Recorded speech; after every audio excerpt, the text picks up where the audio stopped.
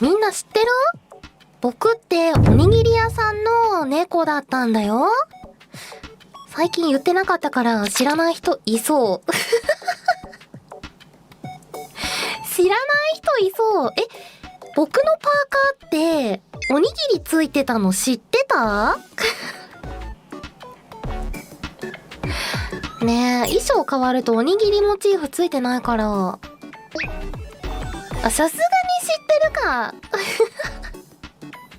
いや、だってさ、お休み入る前に、ちょうどおかゆんのこと知って好きになりましたみたいなのをさ、言ってくれてるリスナーさんだっていたわけじゃん。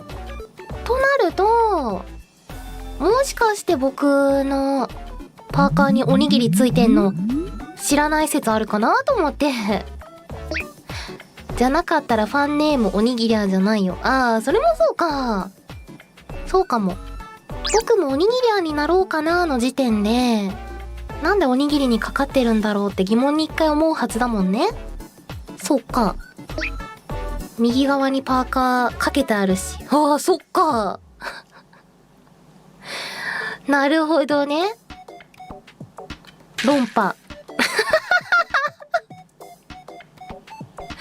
論破されました。はい。